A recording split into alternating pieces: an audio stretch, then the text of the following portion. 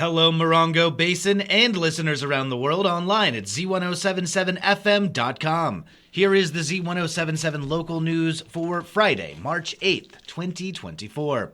A man was arrested on suspicion of starting a small structure fire in downtown Joshua Tree on Monday morning. Scott McCune was arrested on Monday morning during an investigation into a structure fire. The small structure fire started just before 6 a.m. near the intersection of Commercial Street and Sunset Road, a block north of 29 Palms Highway and next to the Joshua Tree Brewery. Details provided by the Sheriff's Morongo Basin Station say that McCune admitted to using a blowtorch for warmth in an abandoned house.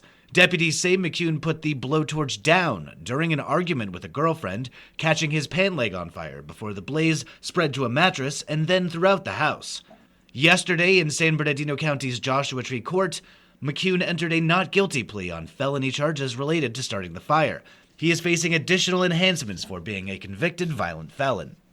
A damaged bridge has led to the closure of National Trails Highway between Amboy and Kelbaker Road, and repairs are expected to take another 3 weeks. This closes a major throughway used to connect the Morongo Basin and Las Vegas.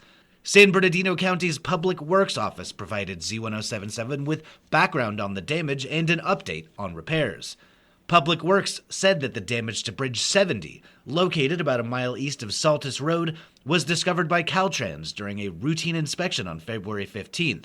Pilings that hold the bridge up were more than 50% degraded, and the county immediately closed the bridge to travel. Bridge 70 is a wooden trestle bridge used as part of National Trails Highway, which was once part of Route 66.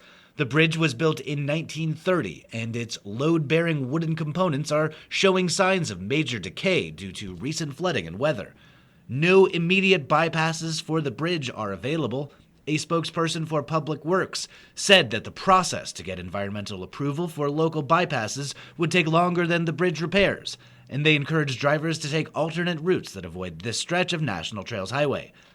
As of yesterday, the Public Works Office estimates repairs will conclude in 3 weeks, including an expected storm delay, at which point the bridge will be inspected and reopened.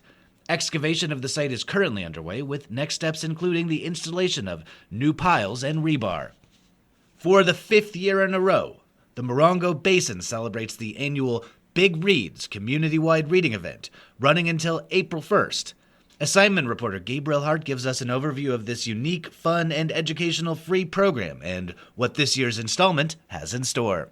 After receiving a $20,000 grant from the National Endowment for the Arts for the 5th year, Arts Connection will be holding another month of free public programs and activities centered around the themes of the memoir and essays Sitting Pretty, The View from My Ordinary Resilient Disabled Body by author and disability advocate Rebecca Tossig. The book will be available for free at various Morongo Basin locations. Tossig was left paralyzed from the waist down after surviving a malignant cancer that attacked her spine when she was only 14 months old. Through a series of thoughtful conversational essays, Tossig interrogates conceptions of kindness and charity, dependence and independence. She grapples with the myth of ableism and the concept of feminism, chronicles the struggles of finding accessible, affordable housing, and celebrates the dimensions of identity formed through community, self-exploration, affinity, and partnership. The 2024 Morongo Basin Big Reads kicked off last Saturday at Copper Mountain College with a keynote lecture by Kate Zankowitz and performance by Linda Sibio, a free book giveaway, artist-led activities, and art exhibition. Other key programming throughout the month will include 5 book discussions, a presentation on anti-ableism and inclusion within arts programming, free writing, zine making, and performance workshops, and programs for local school-aged youth. This Saturday, March 9th at 5:30 p.m., the Yucca Valley Material Lab presents a musical performance by Andy Slater, whose work focuses on advocacy for accessible art and technology. And Sunday, March 10th from 4 to 8 p.m., the Compound in Yucca Valley presents The Insanity Principle, a workshop led by Linda Sibio that delves into contemporary art techniques, such as fragmentation, psychological opposites, and the psychological model as a method for acting. For more event information and free giveaway locations for Tossig's book, Sitting Pretty,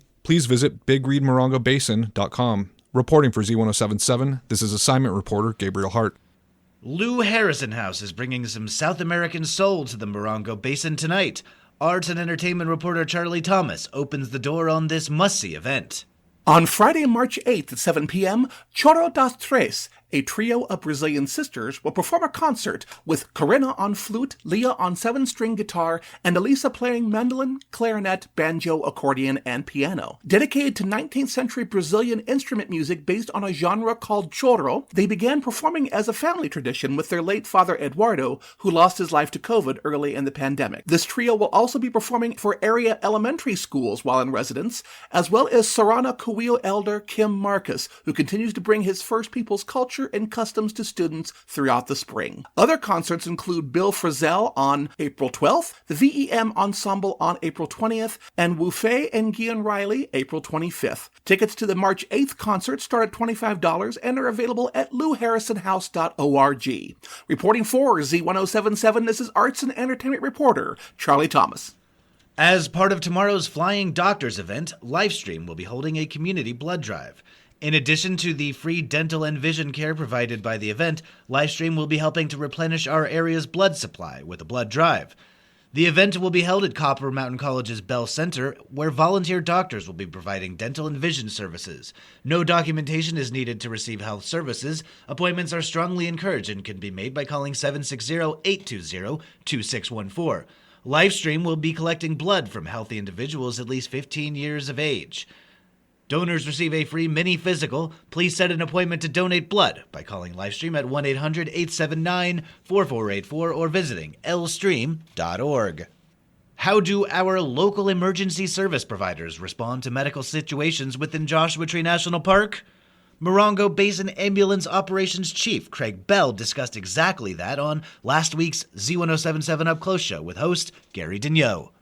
Sometimes we're going to be going for a hike that day. Yeah, I've read you guys hiking into the 49 Palms Canyon. That's 1.5 miles. Oh, yeah. Somewhat strenuous hike. I've done it a few times. And that's one of the things I love about this job is sometimes you get those, random calls in the park. You're getting a good exercise in, you're going and you're taking care of the patient. But it changes up the day a little to go and help somebody. And, if it's a good day, it's a nice, beautiful hike on the, as a bonus.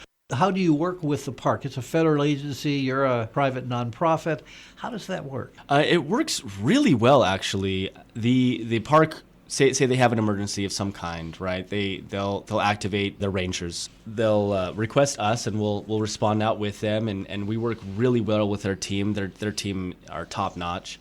And they even have some great equipment to be able to extricate the patients out of the park. Technical rescues, yeah. Exactly. And there's more of those than you'd think. A lot of people love bouldering up there, and they love doing the deep hiking where it's not particularly on the trail, which may not be the safest, but it does happen.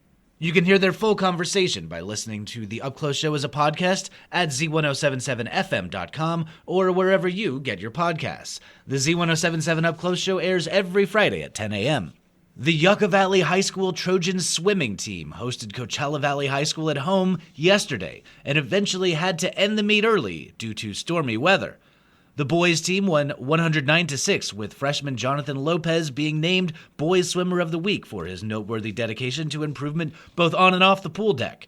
The girls team also swept Coachella Valley 87-26, with sophomore Emma Shook being named Swimmer of the Week for dropping significant time on her 500 freestyle. And finally, the 29 Palms High School Wildcats track and field hosted Banning High School yesterday in the rain and the wind. Girls varsity won 65-49, JV outscored them 18-10. Boys varsity fell 44-74, and JV boys came up short, 39-52. Triple event first places were earned by Jade James, Elizabeth Marshall, and Aiden Ogilvy. The girls' top scorer was Jade James for the second week in a row with 3 wins in the jumps and a second place in the 400-meter with a personal record of 1 minute 13 seconds. The Wildcats will head to Palm Desert Saturday for their first invitational of the season. That's our local news. Hear local news 7 times a day, 7 days a week at 7, 8, 9, noon, 4, 5, and 6. If you hear news happening, let us know about it. Email us at tips@z1077fm.com. Reporting for the Morongo Basin News Leader, the award-winning Z107.7 Local News, I'm Jeff Harmatz.